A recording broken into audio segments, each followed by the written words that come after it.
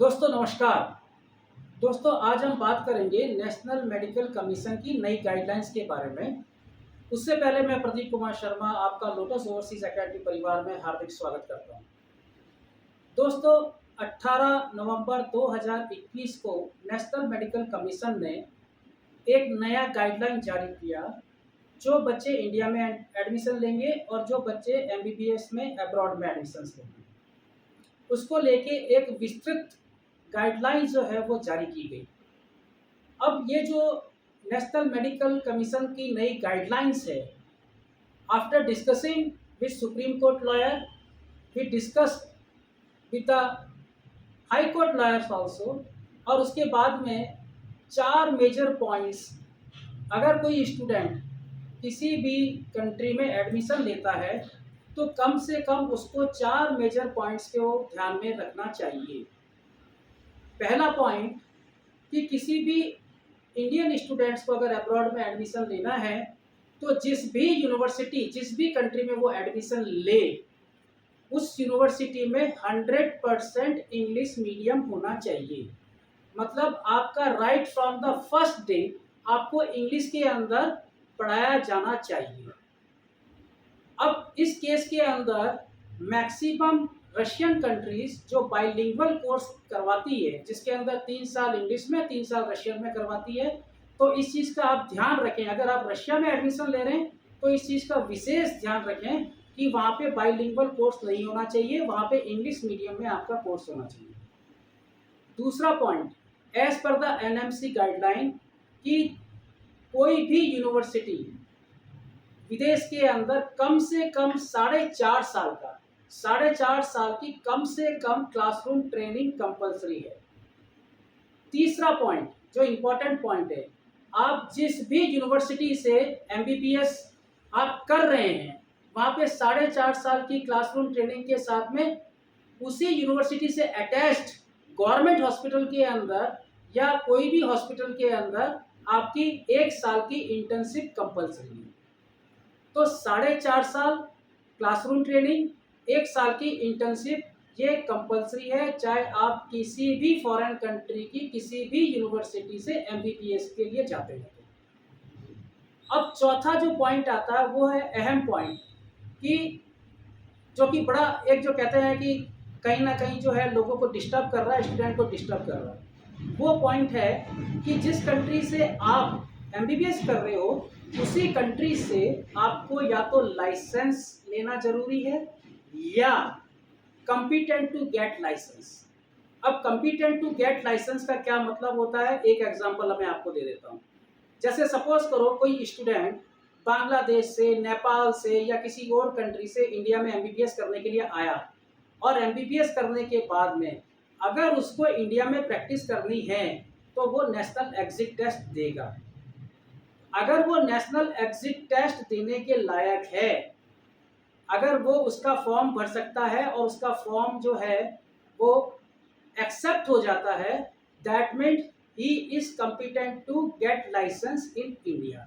Similarly अगर आप किसी भी कंट्री में एडमिशन ले रहे हैं, वहाँ की जो लाइसेंसेट एग्ज़ाम है, अगर आप उस लाइसेंसेट एग्ज़ाम को देने के लायक हैं, अगर आप वहाँ पे लाइसेंसेट एग्ज़ाम दे सकते हैं, that is called competent to get license. तो ये जो मेजर 4 पॉइंट है, इन 4 पॉइंट्स को ध्यान में रखना है। आप कहीं पे भी एडमिशन लें, किसी भी कंट्री में एडमिशन लें, लेकिन ये 4 पॉइंट, मेजर 4 पॉइंट्स को ध्यान में रख के आप एडमिशन लीजिए। अब जो पहला पॉइंट है, इसके अंदर जैसे कि मैंने आपको बताया इंग्लिश मीडियम, तो रशिया के अंदर मैक्सिमम यूनिवर्सिटी में बाइलिंगुअल कोर्स है, राइट। फिर मैंने दूसरा पॉइंट आपको बताया कि भाई 4.5 साल की क्लासरूम ट्रेनिंग होनी चाहिए। तो कजाकिस्तान, किर्गिस्तान, उज्बेकिस्तान जैसी कंट्रीज जो कि पहले 18 नवंबर 2021 से पहले जो क्लेम करते थे कि भाई हम 5 साल के अंदर इंडियन बच्चों को डिग्री देंगे और 6ठे साल इंटर्नशिप इंडिया के अंदर हो जाएगी, वो चीज़ अब नहीं चलेगी। वहाँ पे भी उनको फॉलो करना पड़ेगा। इसी नियम को फॉलो करेंगे तो ही आपकी डिग्री वैलिड होगी। अगर आपकी डिग्री वैलिड नहीं है तो आपने अपना पैसा कमा दिया, राइट।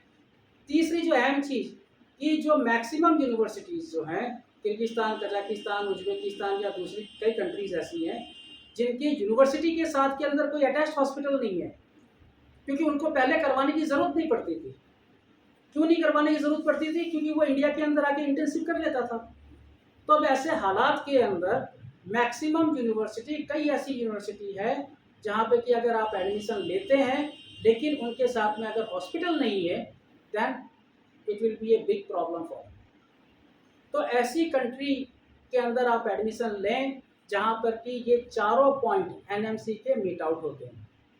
तो ध्यान रहे, जैसे जॉर्जिया हो गया, बॉस्निया हो गया, या अगर मैं बोलूँ चाइना काफ़ी हद तक इस चीज़ को मेंटेन करता है, राइट। लेकिन चाइना में क्योंकि अभी बच्चे एडमिशन ले नहीं रहे हैं तो ये एक प्रॉब्लम रहेगी। तो आप बॉस्निया के अंदर या जॉर्जिया के अंदर right from the first day English medium program, पहले से ही 4.5 साल की classroom training, 1 year internship certificate they are already giving from last 10 years. Bosnia के अंदर भी सेम है। प्लस अगर कोई स्टूडेंट जॉर्जिया या बॉस्निया में अगर प्रैक्टिस करना चाहता है, that is competent to get license, तो वो वहाँ पे अप्लाई कर सकते हैं। तो ये जो चारों पॉइंट जो हैं वो आपको मेजरली जॉर्जिया और बॉस्निया के अंदर आपको नज़र आएगा। अब एक चीज़ और है जो कि बहुत लंबे समय से चली आ रही है कि फिलीपींस के अंदर अब ये 7 साल का कोर्स हो गया। 7 साल का कोर्स क्यों हो गया? रीज़न ये है कि पहले 1.5 साल आपको बीएस की पढ़ाई करनी है, उसके बाद में 4.5 साल का क्लासरूम ट्रेनिंग और उसके बाद में 1 साल की इंटर्नशिप। अगर आप इन तीनों चीज़ों को कैलकुलेट करोगे तो 7 साल हो जाता है। हमारे इंडियन कुछ एजेंट्स हैं जो कहते हैं कि भाई फिलीपींस के अंदर बीएस प्रोग्राम को जो है वो मेडिकल प्रोग्राम के साथ में मर्ज कर दिया गया है, लेकिन ये गलत इन्फॉर्मेशन है, क्योंकि फिलीपींस की हायर एजुकेशन ने इसको स्ट्रिक्टली मना कर दिया है कि हम ऐसी कोई चीज़ करने वाले नहीं हैं। जो फिलीपींस में एडमिशन लेंगे उनको बीएस करना पड़ेगा। रीज़न सिंपल ये है कि इंडिया के अंदर 10+2 एजुकेशन सिस्टम है और फिलीपींस के अंदर 10+4 एजुकेशन सिस्टम है। वहाँ पे 10+4 करने के बाद ही स्टूडेंट्स जो है एमडी के अंदर, मेडिकल के अंदर एडमिशन लेता है। तो दोस्तों ये था मेरा एनएमसी की नई गाइडलाइन के बारे में, और अगले वीडियो में हम बात करेंगे OSCE objective structure clinical exam. ये क्या होता है, कैसे कंडक्ट किया जाता है, क्यों कंडक्ट किया जाता है, इसके पीछे का रीज़न क्या है, इसका नेशनल एग्जिट टेस्ट के साथ में क्या संबंध है, ये मैं अपने अगले वीडियो के अंदर आपके साथ में डिस्कस करूँगा। Thank you.